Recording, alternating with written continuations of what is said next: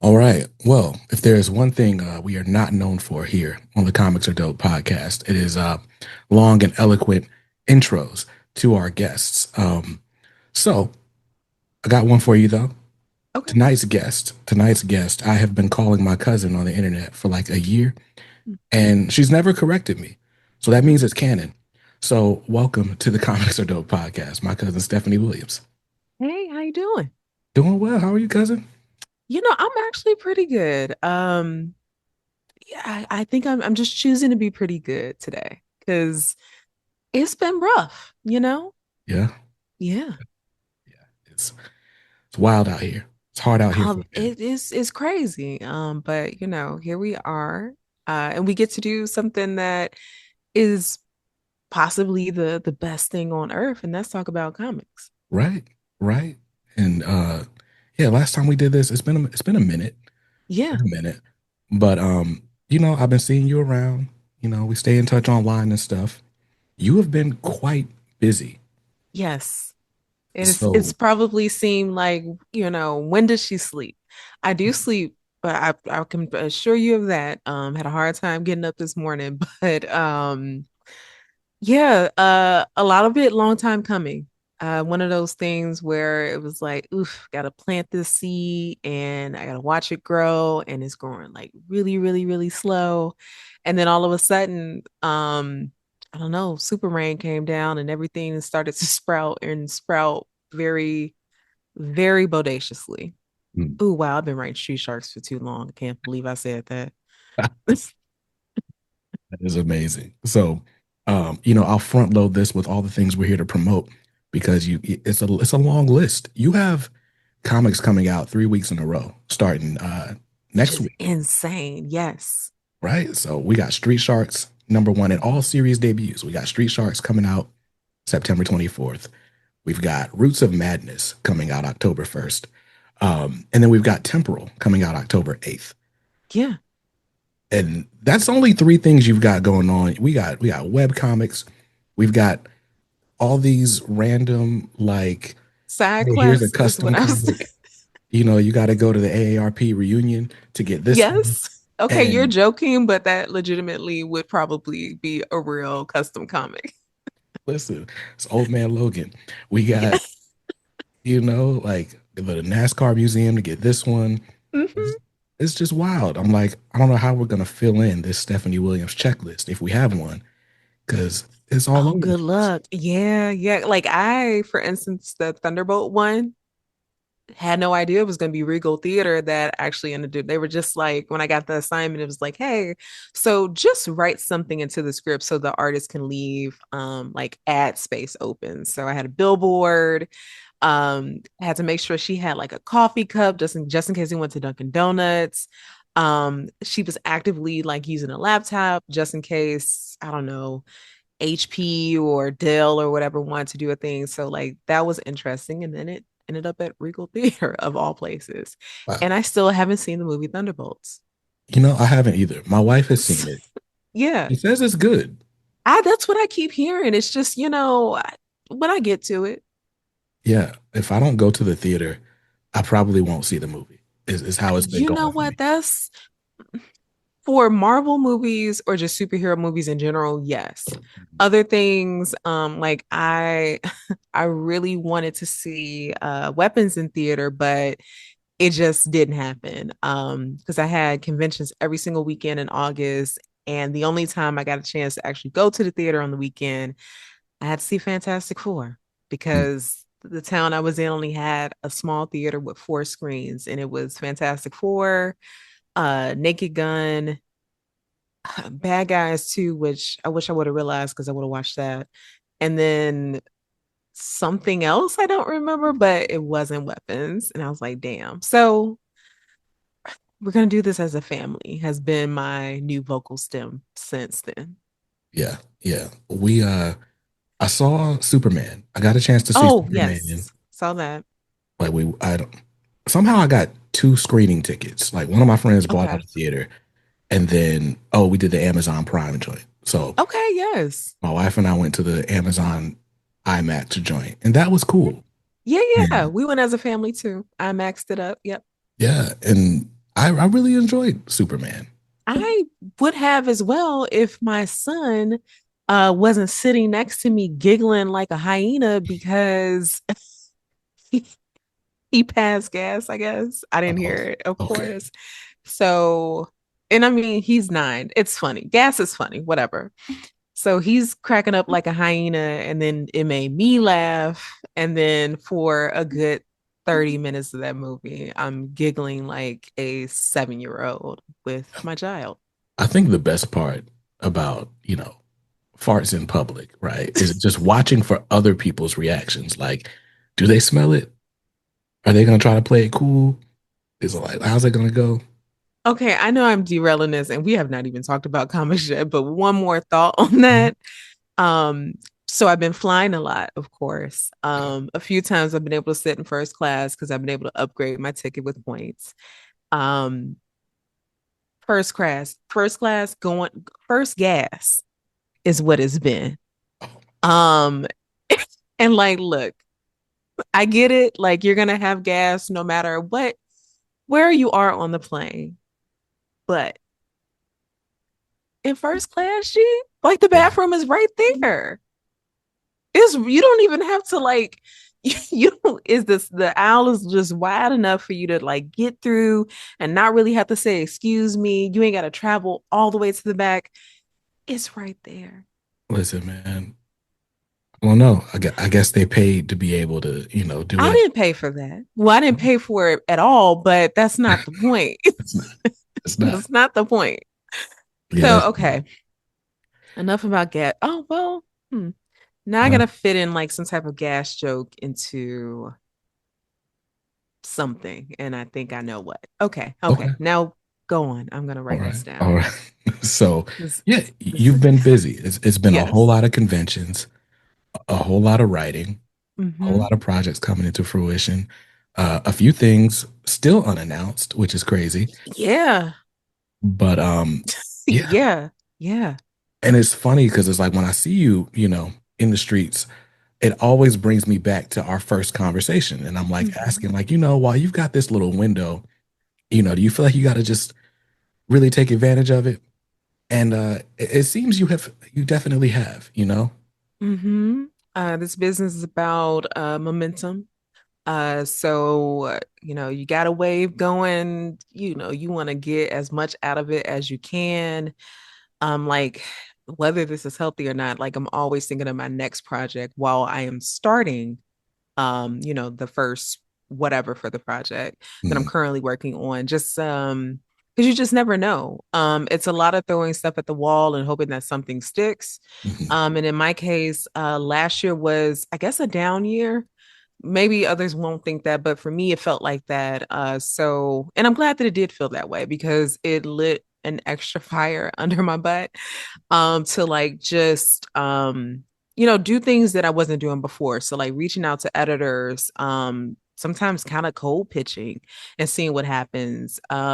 Making sure that like when I was at conventions that I was doing my due diligence to like go around and like talk to my peers and just see what they're doing and just really get a feel for what was going on and like what could be coming next. mm, And if editors or something were at conventions, like finding that out and linking up with them just to talk because I've learned that sometimes you end up getting a job or someone has you in mind simply because they've gotten to know you as a person.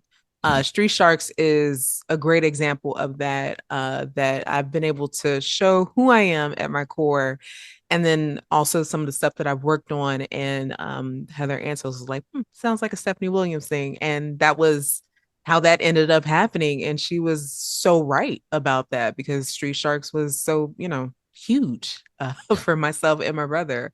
So the going out into the creator owned space. That's something that I've been wanting to do for a very long time. But um, I like to operate when I feel ready, I guess. mm, And not that I didn't think that I had it in me, but I wanted to make sure that I was growing as a writer so that I would be able to give, these stories of my own the best version of me possible. And I'm like, I'm still learning. But I'm so happy that I'm able to, pitch and, have two creator owned projects coming out 4 years in. I don't know. I just feel like I've learned so much, and like now was just the perfect time to go forth with both of those. I'm glad to hear that, this feels like a sort of inhale, exhale thing for you, Yes. right? Yes. Because I don't know, from the outside, it just looks like this woman is always busy. And Yeah. I'm like, okay, how much of this is like out of some like weird survival instinct? How much of this is like, I gotta get it while I can get it? Like, how much of this is healthy ambition versus Uh-huh. like this unhealthy like scarcity mindset drive? Yeah. Not to be putting mental stuff on you, right? But that's just Yeah. that's just the concern that I have. Like I'm like, all right, like does she know she's good? Yeah, yeah, yes. So I'm so happy you brought that up. I would actually say that my first 2 years was out of a scarcity, like, I don't know, because I knew that like one, Black women weren't really writing comics in the main space like that, or having opportunities to do so at a rate that you could be consistent. Mhm. The odds of you getting a solo book, unless you create it yourself, slim none. Or like maybe, every year one or two of us is picked, and then that's and that's it. And there are so many Black women writers who I felt like, absolutely deserve that. Mhm. Before I did, right? So I'm like, I wasn't even counting myself in that way. So I was just kind of taking what I could, because again, I knew that I needed to get my reps in. The more interactions and stuff that I can have with editors, not even on them getting to know me perspective, but absorbing their notes and learning how to work with different artists, and how to apply notes, or what's good editorial feedback and what isn't. All of these things, saying, eventually getting to a point where it's like you have to say no to certain stuff, Mhm. and you can't operate out of this scarcity fear mindset. And I think that switch happened for me in year 3, and that's why it was a slow year. Because not only was, the broader universe trying to say, hey, like, well, if you said that you learned your lesson, like, I'm gonna test you on that. And if not, then you were gonna be right back where we started. And at first it was frustrating, it was scary. At one point I was questioning, like, well, do I suck? And like the luck finally ran out. Like what is it? It was none of that. I had to go back and just I don't know, like really look at how far I've came and why I'm here in the first place and all of these things. And it's just like, well, you're here because you fought to be here, and then two, like you've always wanted to storytell, and like this is what you love comics, like you're adding to all of these things that you care about and having impact on others in the way that you always wanted to. So, you know let's do this from, let's not worry about the scarcity. Let's have faith that, because you are walking in your purpose, you are doing what you are supposed to be doing, that everything else is going to fall into place, because your work will speak for that. And that's when that switch happened. And now it is, again, like, what I'm taking on is not too much for me to bear, essentially. And I am saying no to stuff now, just simply because, one, I don't have a twin. Two, I'm in a position where I can help others come up, right? To, or just um eat as well, I guess. And that to me is, I don't know, just more affirming and makes me feel joy and satisfaction, all that, more so than me actually doing the thing. Because everything I'm supposed to do, I do. But there are things that are not for me, and it's for somebody else. So that part is also like, it's great. So I'm like, working and then also working in another way. Yeah. Yeah. And you've definitely been a great, how would I say?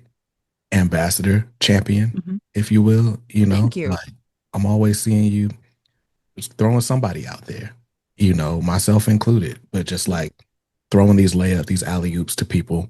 Um, and the community takes notice. I keep seeing you getting community builder awards everywhere, right? Which Like, is like incredibly humbling and just wow, because I'm not doing it to be seen or anything like that. It just it just feels as natural as breathing, I guess. So I'm just operating out of a space of why not, right? Like why not uh put out as much good energy into the world? Why not help somebody else realize their dream? Why not get somebody closer to that? Yeah, like it just makes sense. The maths. right. It's also just an awesome trajectory, right? Like to kind of have that same sort of hand at the beginning, right? To have Vita Mm-hmm. like throwing you oops, and then Yeah. to have that moment where you're like, okay, I got to do everything, Yes. to then realizing, well, no, I don't have to do everything, but let's help some other people, right? Like Yeah. it's a great trajectory, it's a great story, but also it's a pattern that hopefully we see repeating itself. Like all Yeah. these seeds that you're throwing, other people are gonna come up and do the same thing because that's what was done for you them, it was done Mm-hmm. for you before them, and so on. So I like it. You know, Thank you. no problem, no problem. So we're gonna take these in the order of release. Okay. So we've got Street Sharks coming up. Yes. And when I saw that, first of all, that there was a Street Sharks comic, I was like, okay, you know, as far as I know, there's no Street Sharks reboot TV series coming up, Mm-hmm. but I'll read a Street Sharks comic. And then it's like, oh, Stephanie Williams is writing. And I was like, of course I'm gonna buy it. Right. Now, I remember Street Sharks because I was like 2 when it came out. So Yeah. like some of my earliest cartoon memories is Batman the Animated Series, Mm-hmm. Teenage Mutant Ninja Turtles, and it's Street Sharks. And then right under that is SWAT Cats, which Yeah. apparently is also getting some kind of revival Yes. soon, which is crazy. But so I remember Street Sharks. I remember having the toys. I think they did like a Burger King kids meal joint or They something. sure did. So I had those, you know, back when you sported your fandom by grabbing the briefs, you know. So we Yes. had the Street Sharks underwear and all the things. But reading the comic, I was like, to be real with you, I remember what these people look like, and that's about it. Like some of these catchphrases, and that's about it. And so I was happy that I could read this issue and have a good time and Mm-hmm. just feel like I was in the 90s again. We had all the puns. We had Yep. the very aptly named villains, you know. Like it was just a good, awesome time with skateboards and rollerblades and hockey sticks and all the things. But I have a very vague memory of Street Sharks. What's your memory of Street Sharks? What I remember from Street Sharks is just one being in love with how cool they looked. That was the biggest thing. I was definitely somebody who would only watch a show if it was like aesthetically pleasing, whatever that meant. Because I had like, what was it, Angela Anaconda? I used to struggle to watch that. Uh, Um, so that I love the fact that one of them had rollerblades because yes, I'm like the only girl out of five boys. So I was always probably doing something I had no business doing, like having my brother like attaching a rope to his bike, being on the end of it with rollerblades on, and then a piece of plywood that I'm pretty sure my dad did not need us to be doing like propping it up as a ramp, but using the Menards bucket for anybody from the Chicago area. But yes, flipping that upside down. Yeah.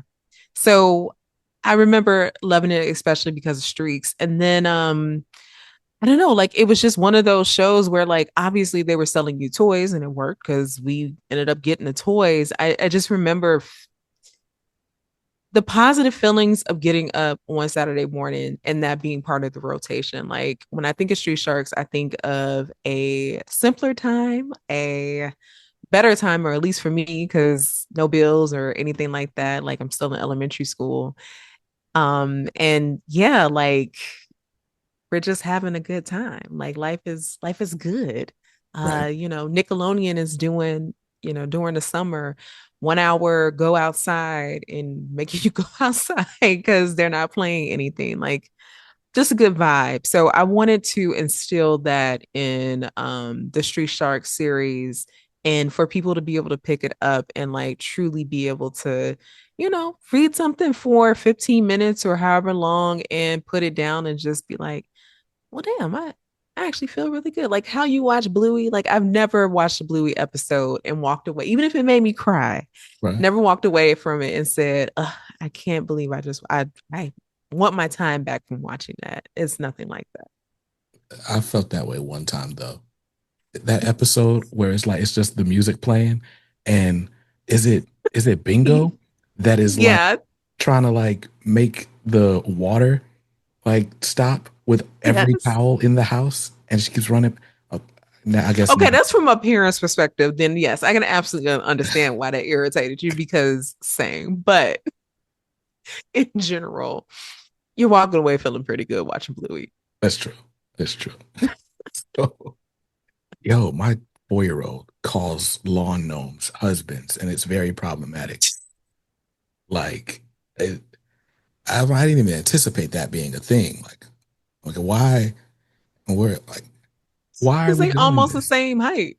I guess they are, but and I was like, why? Oh, My it's wife was like, why is she asking for a husband? And I was like, what? And then I went to the store. She's like, oh, daddy, can I have a husband? I was, oh, she's talking about the gnomes. They did that on Bluey one time. ah Like, it was a, well, yeah, now but that tainted your home. just means I got to stop letting the TV play all the time. It's just, Yes, big facts. right, right. But yeah, no. So Street Sharks, Street Sharks is it. Reading the first issue, like I said, I had a lot of fun with it. I think in my early review, I was like, you can pull out your '90s bingo card and just run with it, and Yeah, I appreciated that, like because it was again, if you're not familiar with the property, it's like what reason do you have to go to it, and yeah, it's like well because it's fun, and that's all it's got yeah, to be. Because when we yeah, were kids, that's all it was. It was just fun. yeah, yeah. No, I mean, not that a grittier version of Street Sharks would not be pretty cool, but also, like this is not that, right? Yeah. And because that wasn't an excitement, and Mattel wanted it so that it felt like a episode that could just have been one that aired, and I was like, got it. And I was like, okay, now to like think about all the well, too bad we can't have the Batmobile in this, but if I bring that up because playing with the toys, I Hmm. think I used to have either a Jab or a Ripster like riding on the hood of Batman's Batmobile, and that would be pretty cool, but that probably will never happen. But Right. just thinking about, just I don't know, things that I imagined when I was a kid. Like this series has been so fun to just work on because it has just been the most carefree thing. And you need that sometimes. True. So, you're the comic historian in the Hmm. room. What does prep to write Street Sharks even look like? Did they give you a hard drive again this time, or are you just No. like going off memory? How is this working for you? Oh no, no, no, no. So before Street Sharks, I think it's been popping, it's on like Prime Video, or at least like the first season is. I already had access to Peacock anyway, unfortunately. Mhm. We have all the streaming apps. So it was already on there. So I just cut it on. Son watched it with me for like all of 20 minutes and then he said, yeah, so you can have this. I'm out. He's an animation snob. So the 90s stuff, depending on what it is, he can only tolerate so much. And I was like, I get it. So just watching the episodes and again like just having them on in the background. Also this is my perfect excuse to live out my dream as a marine biologist. because Mm, at one point I wanted to be one. So had a lot of fun, like just researching random shark facts or just aquatic facts in general to either sneak into the dialogue or come up with fish puns. A lot of dad jokes type yes. vibe because I mean, why not? And a lot of wrestling. A lot of wrestling. I think one of my favorite things about writing some of the scripts has just been putting hyperlinks to YouTube wrestling takes or whatever that I've found. Got you. That's fun. That's fun. So, how long is this series? Right now it is 5 issues, but that of course can always change. And there will be well, maybe I can't say that. But anyway, five and yes, buy the comic. That's all I'll say. Well, find the Black Comic Lord's breaking news button. I know I don't have one of those. I need one of those. you do. Right. But so what I love about it is like it takes me back to being a kid. And it's like you just kind of you stumble on this thing and it's Mhm. like, all right, this one is now my favorite. Like my favorite as a kid was Slamu and it's Mhm. still Slamu. Yeah. Like it just works. I like him. Um and I think before it was just because he looked cool. But Yeah. you know, who was your favorite?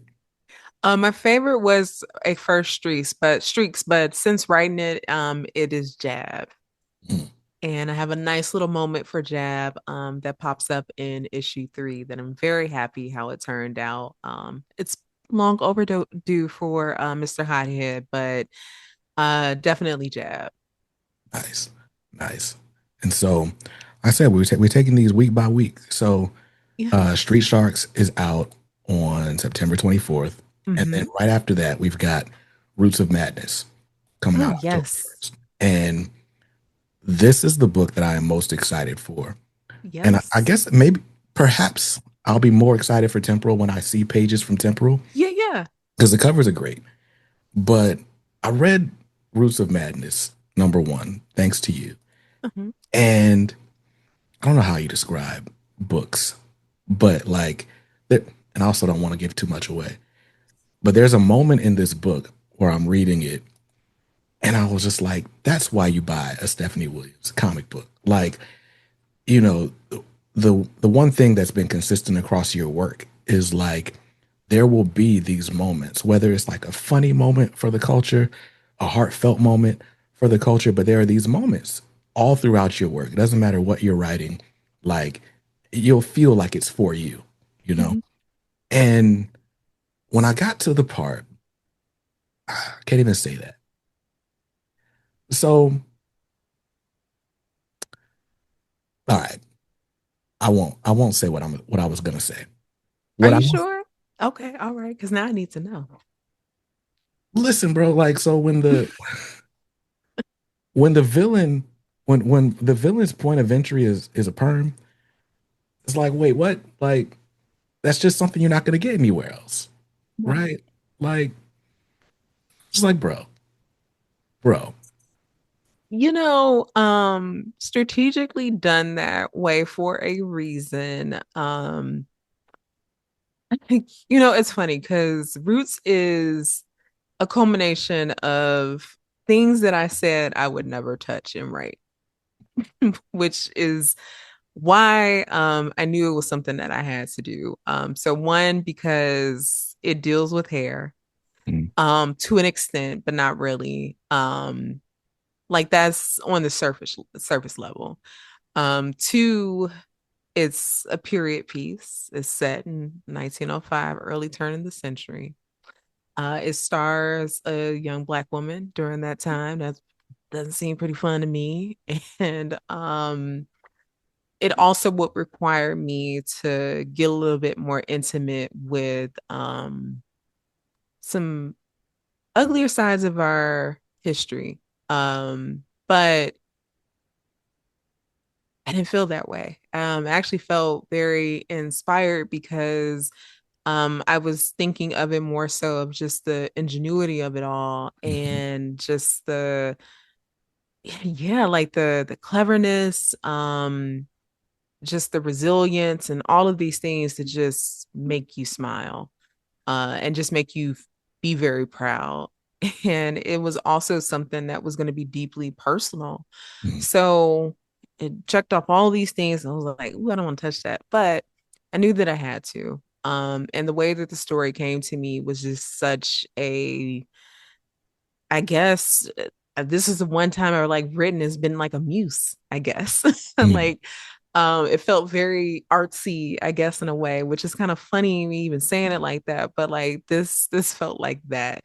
And also it just felt like so me and how temporal touches on, you know, motherhood. And that's the thing that got me into like this path to writing comics, and how Roots of Madness is another part of my life when I was a scientist before this. So being able to explore both of those things now with an artistic voice is just yeah. So that moment,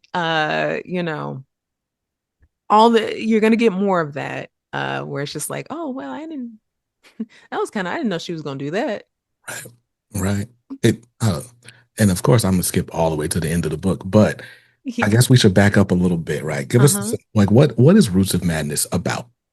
So Roots of Madness is it's like this cosmic horror that again is set in 1905. It follows this young black woman named Etta Knight, who is kind of like this chemist. Biochemistry was very early in the very early stages at that time, or at least the name. So I just went with chemist.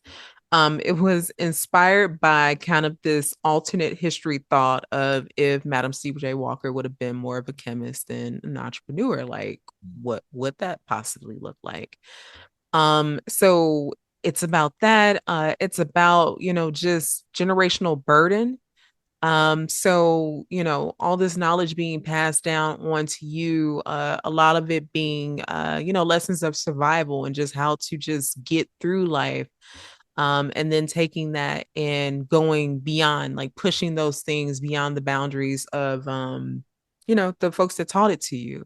And so now you're out in the void in places that no one has ever been, in your family before you. So like that's isolating. Mhm, It's also scary, but it's also really thrilling and exciting because you are taking, what you learn from them and trying to alchemize more from yeah. it. And I just think there's something very beautiful about that, and just speaks to us as a people because we've been doing that since forever. So that, and then weaving in our history and making fiction around our history in a way that focuses on, the glass half full versus half empty. Mhm, And doing so in a way that I love that The Watchmen did.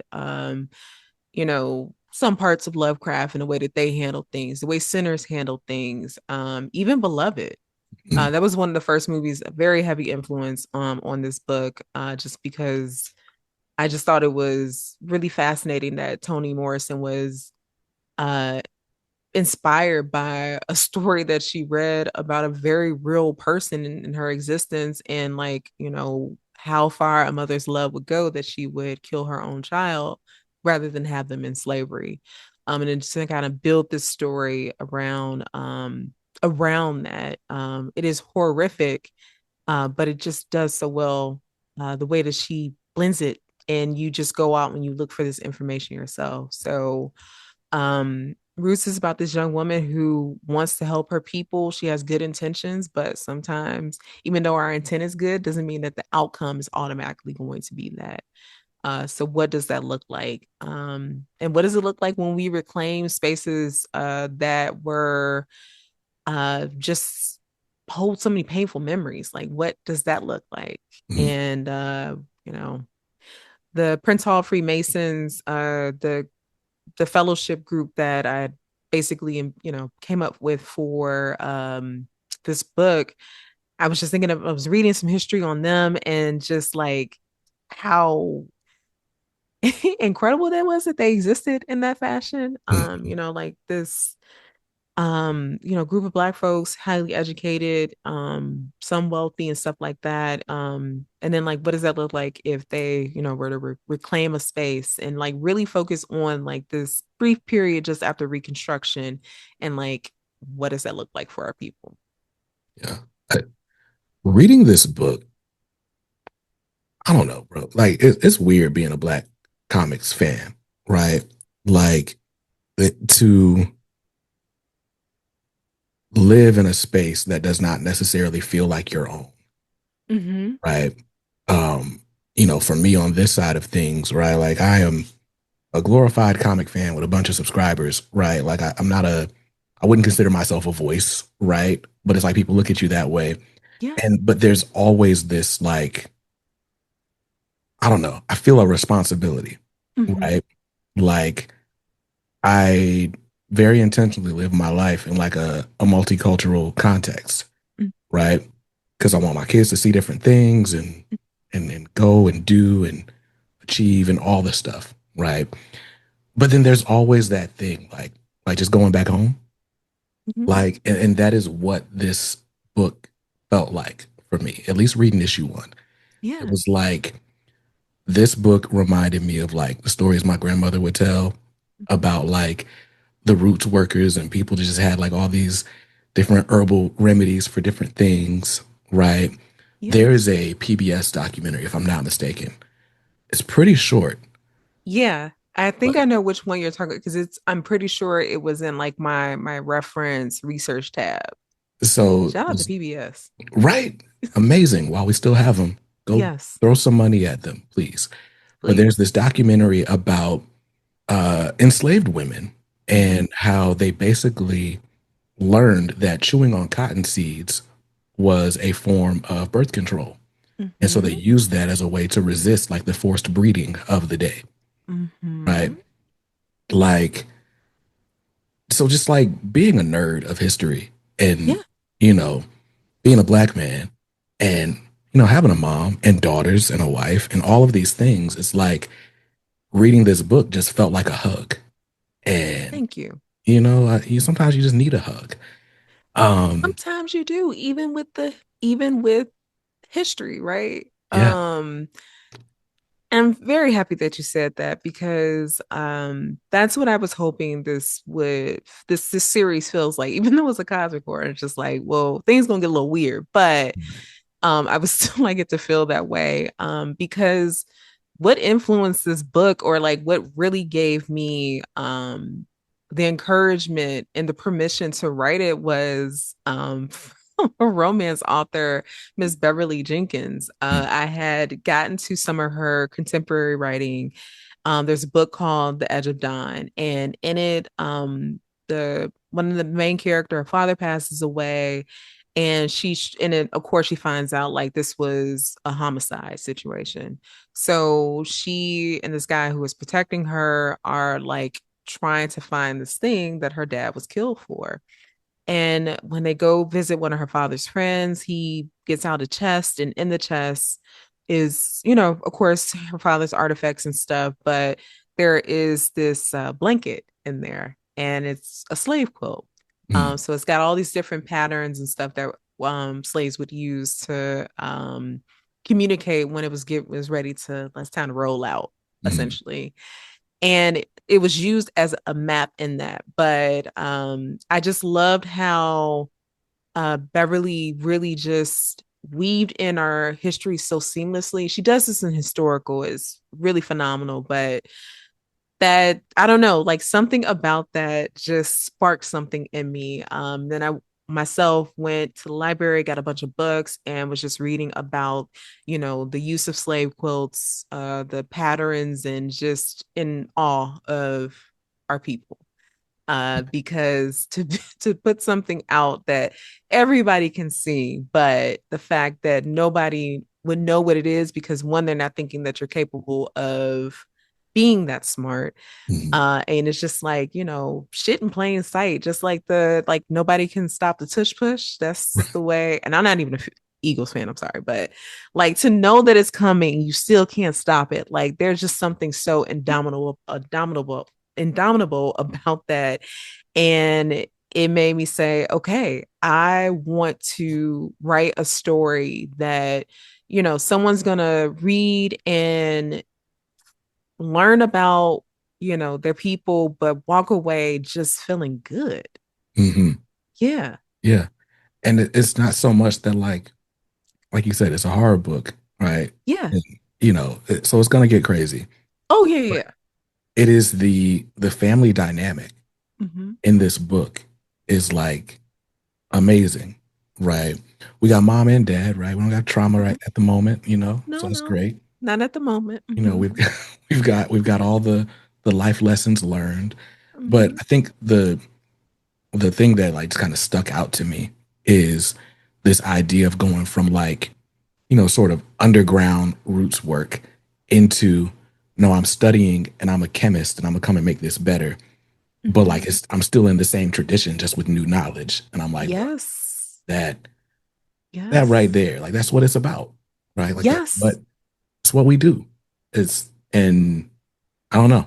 I just came at a time when I needed it, I guess. So Yeah, I'm glad that it did. That is for me like a hope as a writer that whatever I put out is going to, I don't know, be read by somebody who needs it at that time. Because I've had so many things that were that for me. So to be able to put that back out is just that's really dope to know.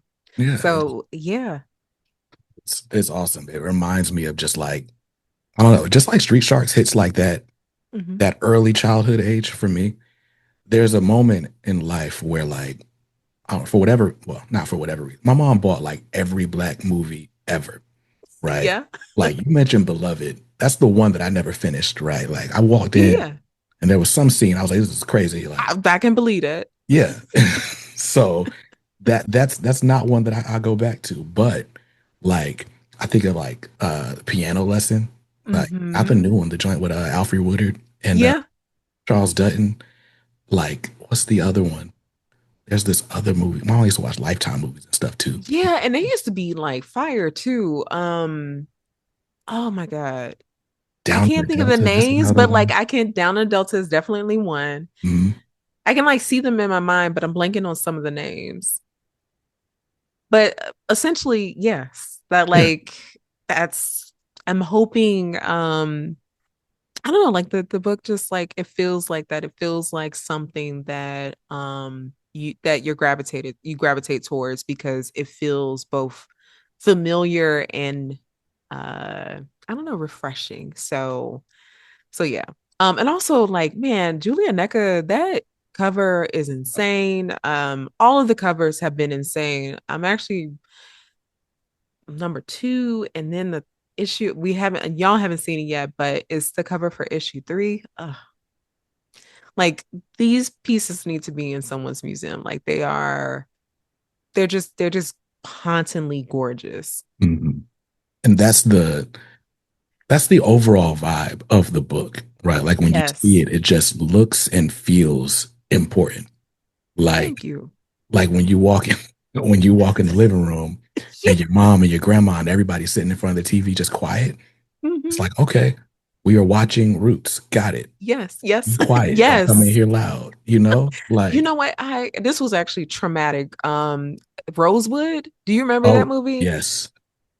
Yes. That movie had me messed up for I think I saw it when I was like maybe 7 or 8. I don't know, but like I was deeply traumatized by that. But that Mm, is a movie that we all watched as a family, and I understood why and everything. But yes, Roots of Madness is not going to be like Rosewood, so don't that's do great. not worry. Not at all. In fact, it's funny for a book that takes place in 1905. It didn't dawn on me, and this like wasn't intentional, but I don't know, maybe subconsciously it was. I think you see a white person 3 times, possibly. I mean, that tracks. Yeah. Just because like it just wasn't important to the story. You know what I mean? Like it wasn't. There's no reason really for them to be there. So, that type of thing, which again is given the time period or whatever. I guess it's just a lesson in like we don't have to continue to make things the way that we've been conditioned to see them. Hmm. if that rings true. So yeah. Like, if black people are anything, it's a joy-filled people, and that Yes. doesn't have to change just because crazy stuff is going on. Yes. Yes. Period. Exactly that. Mhm. Facts. So, on that note, right, we've got the period piece, and now we've got time travel with temporal. Another thing I said I would never write. Right?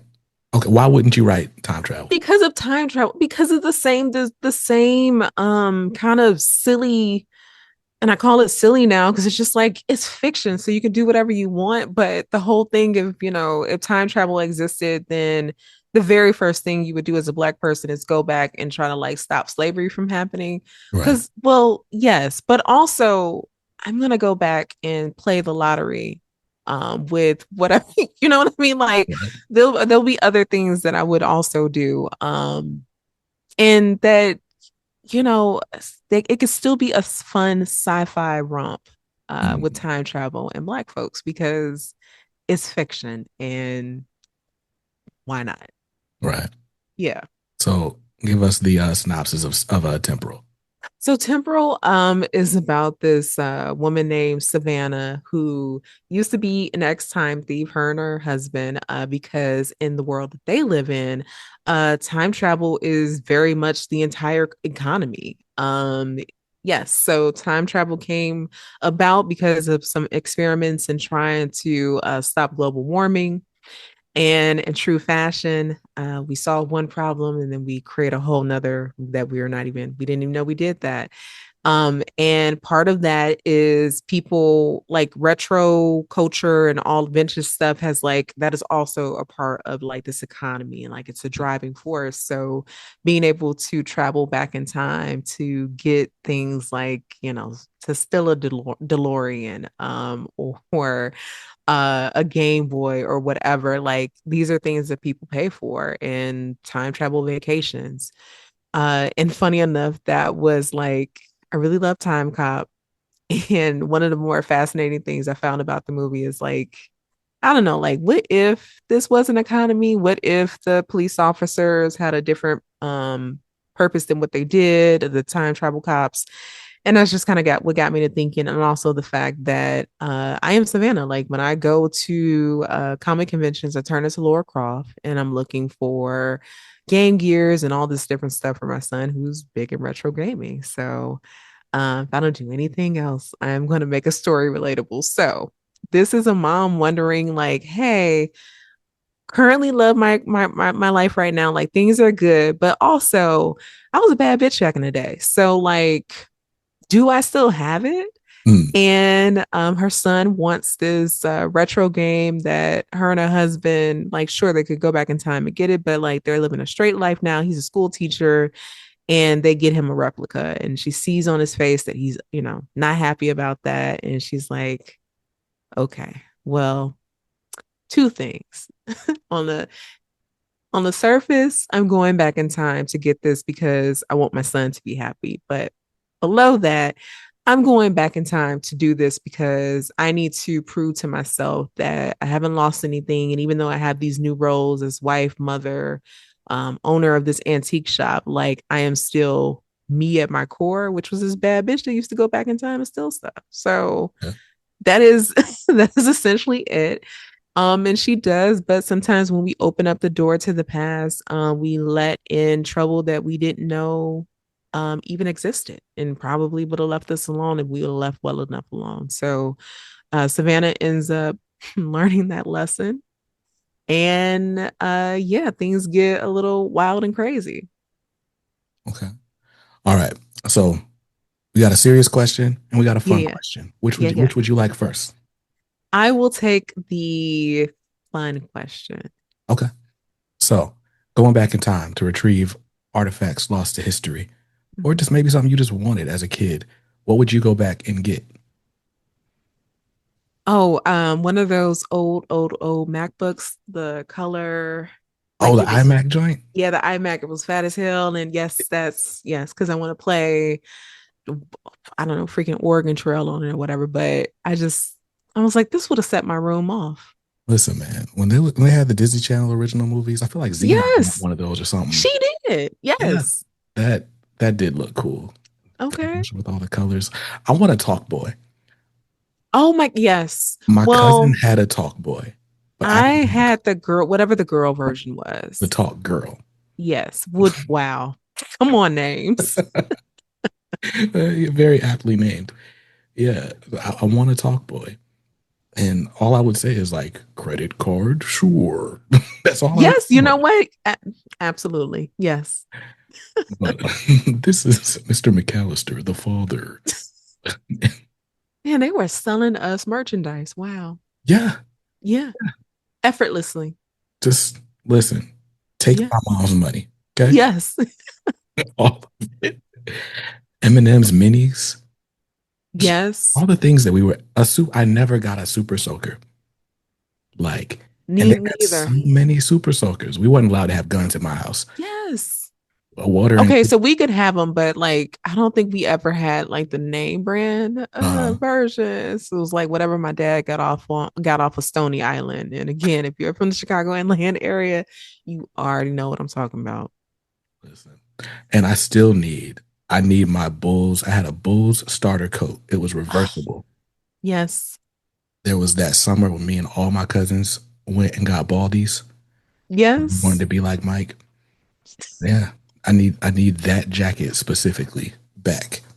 I had a Blackhawks one and a Bears one. That Bears one, I actually want that back. But yeah, so see how this works? Right. There would be plenty of interest to go back in time to steal original vintage things. And Yes. they would just be frivolous things Mhm. because why not?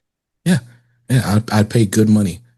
I'd Yeah. pay good. You know what? Today I would pay good money for that T-shirt Michael Jackson had on the Beat It video with the piano. Yes. Like I need that. There's a lot. There's a lot that I need. Yeah. Moon shoes, all that. all, all of it. L.A. Gears with the light up, Yes. Oh my God, yes. bro. All right. So the serious question. Um, we're talking about this woman. Um, Remind me of her name. Intemporal. Savannah. Savannah. He's a good man, Savannah. Yes. Yes. So That's intentional. So that yes. is great. Okay.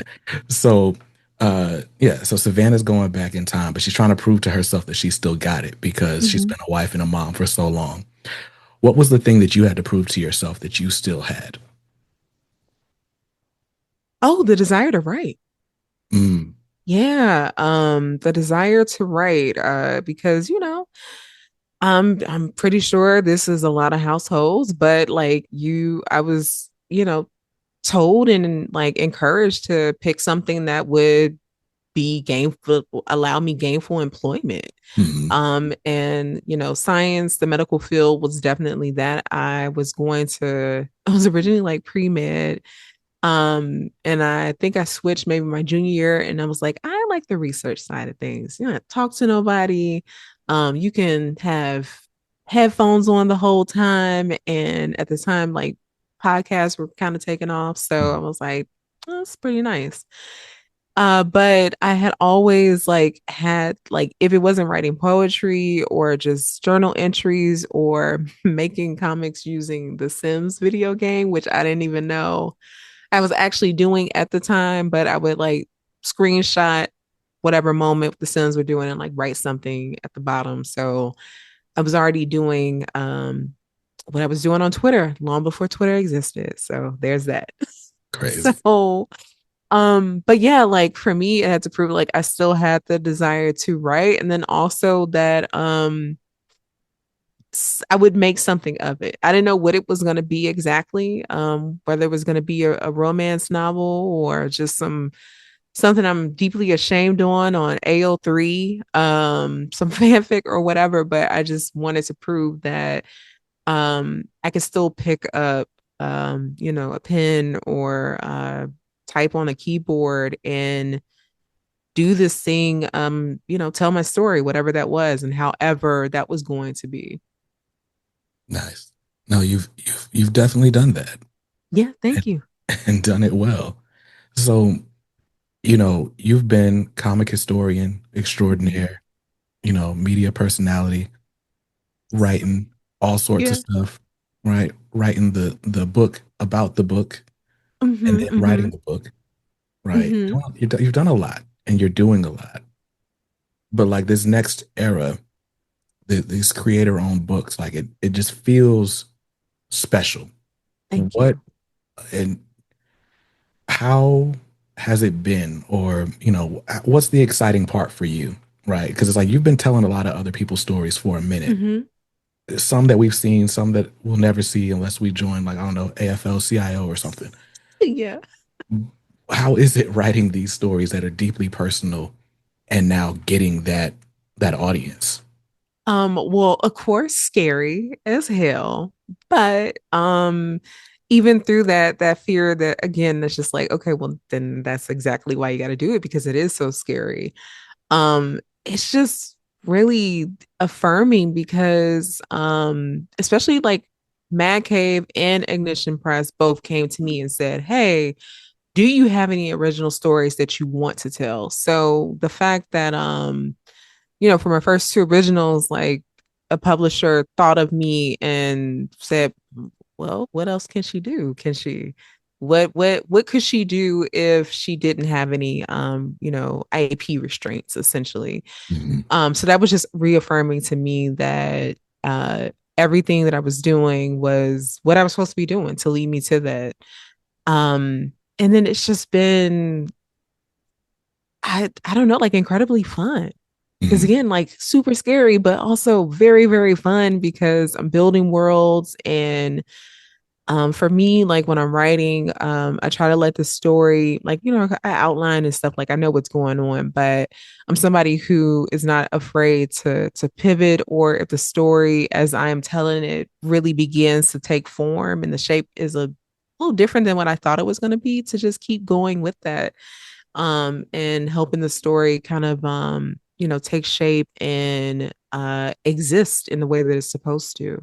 And being able to do this with stories of my own imagination and from me has just been like, wow. Like, okay, I get it. Like, I understand why you was getting up at 4 o'clock in the morning, Toni Morrison, to write before anybody got up. Um, NK Jemisin, like I completely get it why you have just been a titan in your lane and your genre.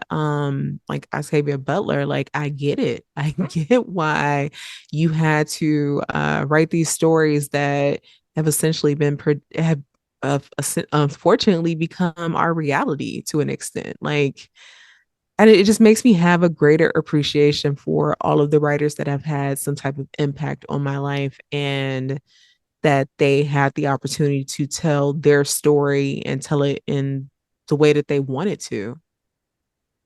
Yeah, yeah. No, So, it's it's yeah. it's a legacy you're certainly carrying on, right? And speaking of legacy, you know, Micah is just out here, just Yeah, flourishing, sometimes getting more interactions at the convention than me. right? I said, okay, young man, you got it. It's just Listen, also Pam. been, I know, okay. It's just really been great to see him flourish and grow. We did Boise Comic Fest Arts Festival in August. That was the last convention I had, and I did a school visit. And of course, he went with me, and he also talked. So, like, we did this joint talk presentation where, I talked about comics and making them, and then would like pitch it off to him, and he would talk about what it's like to actually write a comic and make a comic and draw, and how to get your parents into what you're doing or get them involved in some type of way, because sometimes kids got to see somebody who looks for real like them, like same height, Hmm. all of that, to really also inspire them. So I just thought that that was really cool to instill in him early on that it's good to inspire others and encourage them in the same way that you were inspired and encouraged. True, true. Does it not scare you to have him like just all? public and stuff? No, it doesn't because I this was something that, if it wasn't me, I feel like he would still find the spotlight in some way. I've always felt that way about him. Since like I knew I was pregnant. And he just felt he felt like someone who wanted to be here and wanted to have some type of impact. Like I remember him wanting to do so much more than he could. Like, dude, you can't walk yet. Like, stop trying to do that. Or legitimately trying to have conversations with us and like he still couldn't really, talk. When he decided that he wanted to like really get into video games, he really got into video games. And he was never afraid to speak up for himself, to share his ideas. He just has I don't know, like a light about him and this determination, this knowing of self that I just find inspiring because I'm like to have that at his age, like that is insane to me. Who'd Mm, you get that from? Because because mommy and daddy, we are still like we're just now getting there, and it seems as though you've been born with this. So, if it wasn't me, he would have found his way to to center stage regardless. So at least this way I can have a little bit more of a watchful eye. But yeah. that's an interesting perspective. I think, it just comes down to moms know their kids, right? Yes, yes, yes. Like, because with my second, my wife was like, this is gonna be the one that needs the most discipline. And she's like 3 months pregnant. And I'm like, Yeah. what are you talking How do about? you know? Yeah. Right. How do you know? And no, it's absolutely true. Mm. Right. My I got a 7-month-old who just loves to be loved. Like she just Mm-hmm. loves kisses and being affectionate and just Yeah. it's just like, but again, my wife knew that like in the womb, like this Mm-hmm. one's just gonna want to be up under you. And it's just like, okay, I trust you. I'm And she was right. absolutely right. 100%. Yeah. Like 1,000,000%. That's not how percentages work, but hey, Yeah. you know. So it does warm my heart though, like to see y'all out there just Thank you. doing stuff together. And then it's also fun to see like, oh yeah, he's not here. He wanted to go roller skating. So Oh, listen, listen. I forgot what event or what it was, but he was like, "Yeah, I'm good." My friend and I like we're supposed to be getting on Minecraft later on around that time. You go do your little comic thing, but I'm here at the here at the house. And now is he all summer he was trying to teach himself like game design.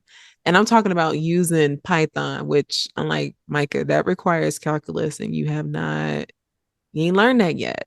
mm, But then took it upon himself to find some YouTube videos of people teaching folks calculus. And I was like, oh, okay. This is what I mean. Like he just has that drive within that I pray and I hope he never loses because he's confident. Like if I want to learn something and figure it out, I'm gonna figure it out. mhm.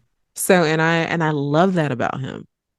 Yeah, that's that's interesting. Like, cause parenting, is it's about shepherding and it's about stewardship, right? Like you're Yeah. looking at this being. It's like, okay, God gave me this being. Mm-hmm. What am I supposed to do with it?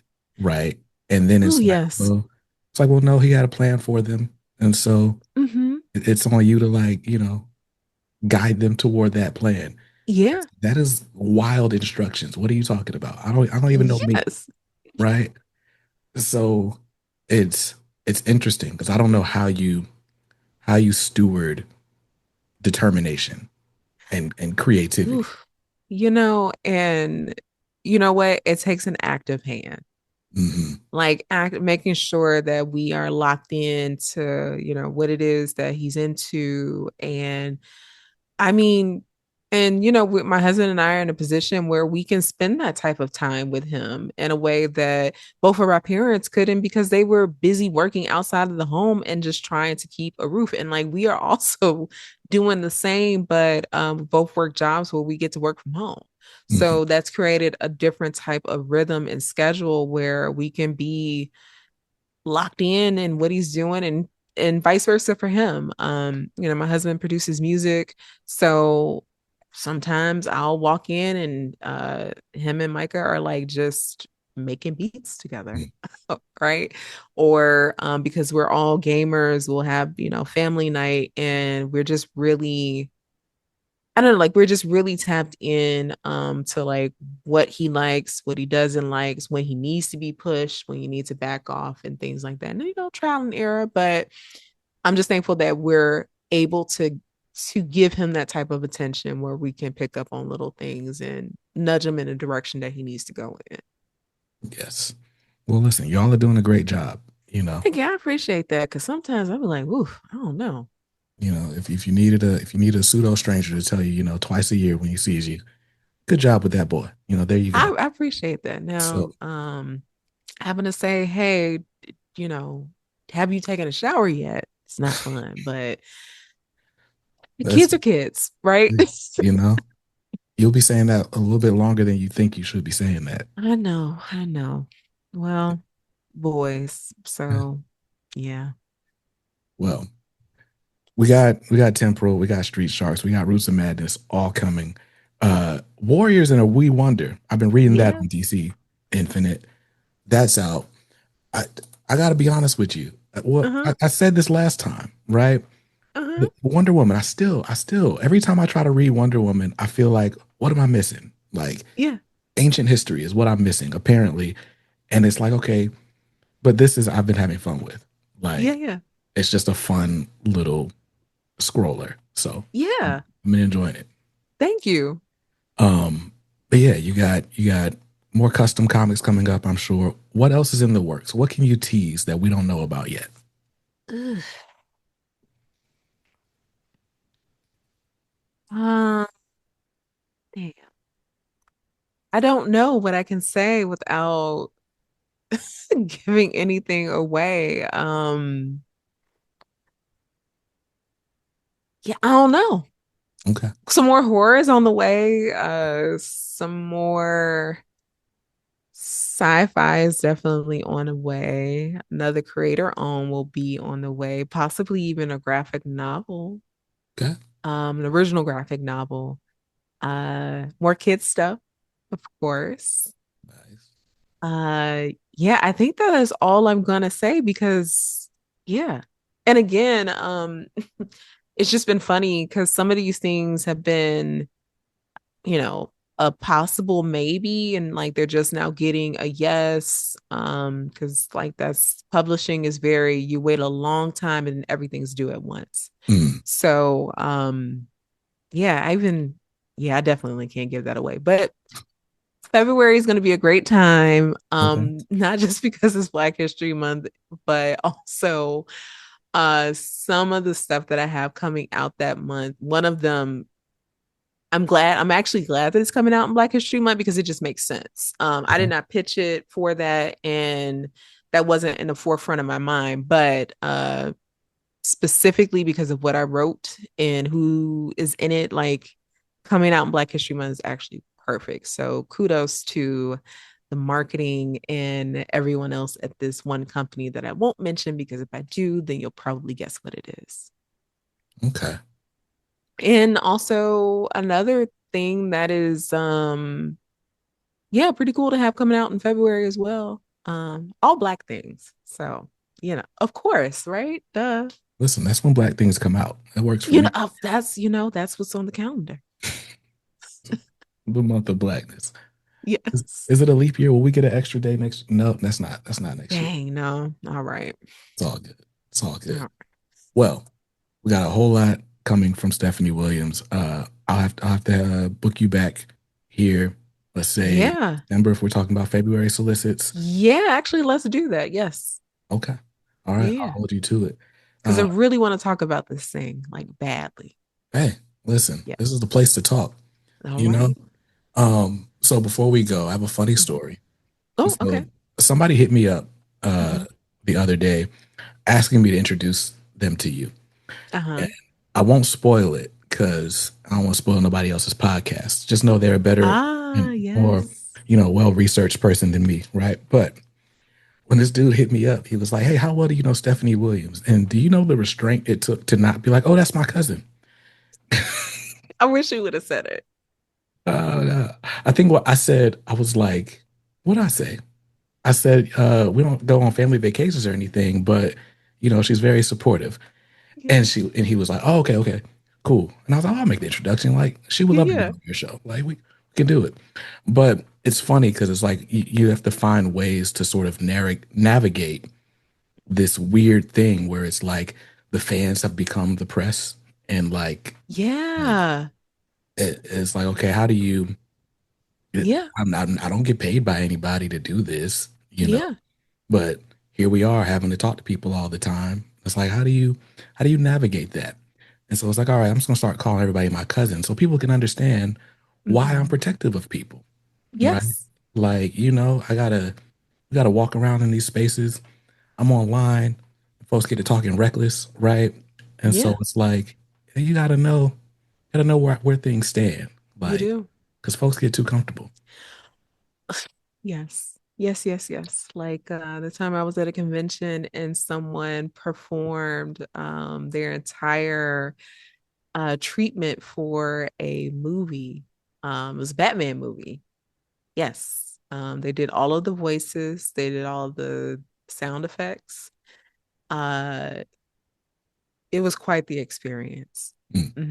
And interesting. they also sung an original song and they had the artwork to go with it. So Well, yes, it's you know, when that comic comes never a around, I'll know where you stole it from. exactly. Never a dull moment in comics. Right, right. Online at the conventions, on the comic page, it's something for everybody. You know what we didn't touch on? What? You have an Edible Man story coming up. I do. Oh my God, I didn't even know that was out yet. It's not out. I just Okay. Oh, because the Kickstarter, yes, but okay. Well, depending on when we talk about that, yes, which is hilarious. So I will give you the backstory on that. I kid you not, what I don't remember what convention I was at. Maybe this was Boise, but I remember I was watching the pilot and the edible man moment happened, and I literally said aloud, I was like, shit, I kind of want to write that. Had no idea. And then that Monday I got home, I got an email and was like, hey, really would love to have you a part of the comic shop anthology, so on and so forth, or whatever. So get the story, and it's Edible Man. I that's good. said, who knew? So yes, if you are a fan of Blank Man, I'm giving that energy, but in 2025, like relevancy. But just think if the Wayans were to do this type of the vibe, because I feel like that's a movie they would do. That's a comic they Absolutely. would do. Yeah. Absolutely. I'm gonna have to cut that out because ain't nothing been announced. I was just guessing stuff, but Oh, shit, you got me. But yes, you will have to cut that out. I think the Kickstarter is supposed to go up maybe at the end of the month or sometime next week. So I'll double check. we'll I'll see. let you know. We'll Yeah. see. But you guessed right. You guessed correctly. You got me. Like the moment I was asked, I was like, it's an immediate yes. In fact, you didn't have to talk to me. You could just put my name and I would have found out that I was supposed to be a part of this thing. And I would have been like, okay, No, it's that show is so fun. Like yes. it's it's one of those things where it's like, I don't know, you just want to be involved, right? Yeah. And I And I think love that it celebrates indie comics too, because they pop up all over the place. right, right. Yeah. I've seen so many books that I've only previously seen on Kickstarter, just all Hmm. over the comic shop. Yeah. Like they just shot it in a black-owned comic shop. It just like you said, it just feels like that warm hug. We Yeah. need warm hugs sometimes. Yep. So I'll be on the lookout for that announcement. I know the Kickstarter is in pre-launch right now, so I'll link to that in the Hmm. show notes. And yeah, once we get some more concrete announcements, we'll have Mrs. Stephanie Williams back to talk about it all. And yeah, Yes. thank you. Thank you for your time. Thank you for being you. Thank you Yeah. for just carrying what you carry so well. I had the chance to introduce my daughter to you this past summer. And Yes. even that, even just walking around Heroes with my kid and being able to be like, here's Mhm. Stephanie, and here's Ryan, and here's Sanford Green, and here's Daryl Yeah. Banks, and just I don't think I realized in the moment like Yes. how crazy that is and was. Like, but yeah, I appreciate you all for making the space what it is and really showing that it's possible. That is like my motto or whatever, like to get as many black people into comics as possible. Yeah, we need to be Yeah. there. We need to be there. So, with that said, all love and thanks to Miss Stephanie Williams. You can find her not on Twitter. Where are No. you these days? I am on Instagram and of course threads. But that's usually because Instagram automatically reposts whatever I post on Instagram on threads. So that's at Steph underscore I underscore Will. I am on Blue Sky. I don't know what the handle thing is over there. Just look for Stephanie Williams. And where else? TikTok, but I have not posted anything in forever. That will probably be changing very soon, especially if the marketing director over at Ignition Press has anything to say about it. 'Cause she's like, girl, what are you doing? So that might change. And it's the same handle as I have on Instagram. Okay. Awesome. So I will do my due diligence and leave all those links in the show notes. You guys go check out again. It's a Stephanie Williams triple feature starting next God week. damn. So go get Street Sharks on September 24th. Roots of Madness is out October 1st, and then Temporal is out October 8th. The Warriors and a Wee Wonder is on your DC Universe app right now. For free. Along with yeah, it's free. It's free. Them That's what's things are up. free. DC Go titles free, free of charge. That's what's up. And then if you go to the National Park Service, you can find a custom comic, I'm sure, somewhere. And that's gonna Yeah. be it for this episode. Y'all stay safe, stay awesome, and read something dope today. Peace.